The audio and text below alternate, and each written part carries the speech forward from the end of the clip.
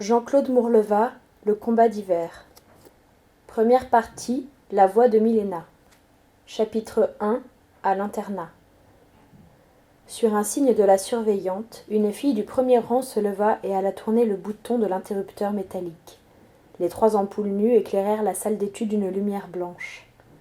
Depuis longtemps déjà, on pouvait à peine lire tant il faisait sombre, mais le règlement était strict. En octobre, on allumait les lampes à 18h30 et pas avant. Hélène patienta encore une dizaine de minutes avant de prendre sa décision. Elle avait compté sur la lumière pour dissiper cette douleur qui logeait dans sa poitrine depuis le matin et remontait maintenant dans sa gorge, une boule oppressante dont elle connaissait bien le nom, tristesse. Pour avoir déjà éprouvé cet état, elle savait qu'elle ne pourrait pas lutter et qu'attendre ne ferait qu'aggraver le mal. Alors oui, elle irait voir sa consoleuse, et tant pis si on était seulement en octobre et que c'était très tôt dans l'année. Elle arracha une demi-feuille à son cahier de brouillon et écrivit dessus. « Je veux aller voir ma consoleuse. Tu veux bien m'accompagner » Elle jugea inutile de signer. Celle qui lirait ces mots reconnaîtrait son écriture entre 1000. Elle plia le papier en 8 et inscrivit le nom et l'adresse de la destinataire. Milena, rangée fenêtre, 3e table. Elle glissa le message sous le nez de Vera Plasil, sa voisine, qui dormait les yeux ouverts sur son livre de biologie. Le petit courrier passa de main en main, discrètement. Il suivit la rangée du couloir, celle d'Hélène, jusqu'à la 4e table, puis vola sans être vu vers la rangée centrale, parvint à celle des fenêtres et poursuivit sa course à l'autre bout de la salle, jusque dans les doigts de Milena, au 2e rang. Cela n'avait pas pris plus d'1 minute. C'était une règle admise. Les messages devaient circuler librement, rapidement, et toujours arriver à destination. On les faisait passer sans réfléchir, même si on détestait l'expéditrice ou la destinataire.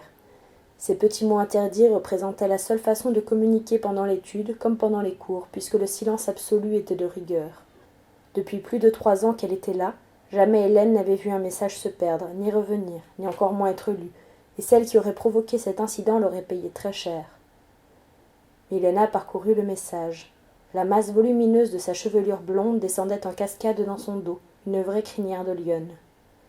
Hélène aurait donné beaucoup pour avoir ces cheveux-là, mais elle devait se contenter des siens, raides et courts, des cheveux de garçon dont on ne pouvait rien faire. Milena se retourna et fronça les sourcils comme pour gronder. Hélène comprit parfaitement ce que cela signifiait. « Tu es folle, on est en octobre seulement, l'année dernière tu avais tenu jusqu'en février. » Hélène eut un petit mouvement rageur de la tête et plissa les yeux. « Peut-être, mais je veux y aller maintenant.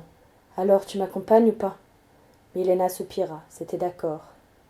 Hélène rangea soigneusement ses affaires sous son pupitre, se leva et traversa la salle sous le regard curieux d'une dizaine de filles.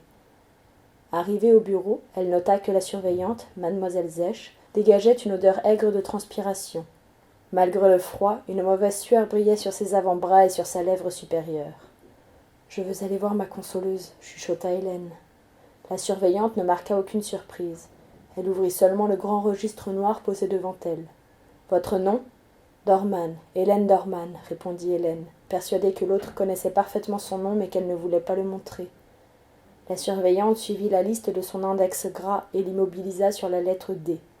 Elle vérifia que Dorman Hélène n'avait pas encore épuisé son compte de sortie. « C'est bon. Accompagnatrice ?»« Bac, dit Helena. Milena Bac. » La surveillante fit remonter son doigt jusqu'à la lettre B. Bac Milena n'avait pas accompagné plus de 3 sorties depuis la rentrée de septembre. Elle releva la tête et poussa un tel beuglement que la moitié des filles sursautèrent. « Bac Milena !» Milena se leva et vint se camper devant le bureau. « Vous acceptez d'accompagner Dorman Hélène chez sa consoleuse ?»« Oui, répondit Milena sans regarder son amie. La surveillante consulta sa montre et consigna l'heure sur une fiche. Puis elle récita avec indifférence comme une leçon apprise. « Il est 18h11. Vous devez être de retour dans 3 heures, c'est-à-dire à 21h11. Si vous n'êtes pas rentré, ou si l'une de vous deux n'est pas rentrée, une élève sera mise au ciel et y restera jusqu'à votre retour. Vous avez une préférence ?»« Non, répondirent en même temps les 2 filles. Alors ce sera... Le doigt de Zech se promena sur la liste. Ce sera Pansec. Hélène eut un pincement au cœur. Imaginer la petite Katharina Pansec au ciel lui était très désagréable.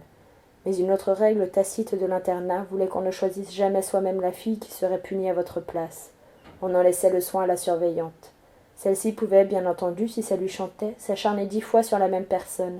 Mais au moins la solidarité entre les filles était-elle préservée, et aucune ne pouvait être accusée d'avoir provoqué délibérément le malheur d'une autre.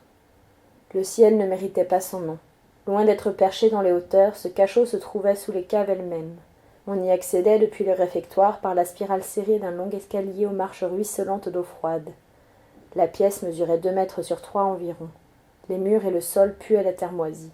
Quand la porte se refermait sur vous, il ne restait qu'à chercher à tâtons la couchette de bois, à s'asseoir dessus ou à s'allonger, et à attendre. On se retrouvait seul avec soi-même, dans l'obscurité et le silence, pendant des heures.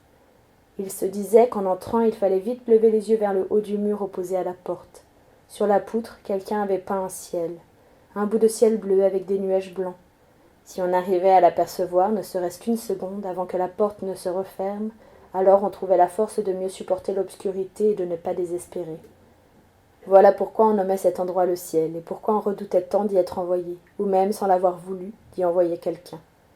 Dans tous les cas, poursuivit la Zèche, vous ratez le repas du soir, vous y avez pensé ? Oui, répondit Hélène pour les deux. Alors allez-y, conclut la surveillante. Elle écrivit la date et l'heure de leur sortie sur les cartes des jeunes filles, y donna un coup de tampon et se désintéressa d'elle.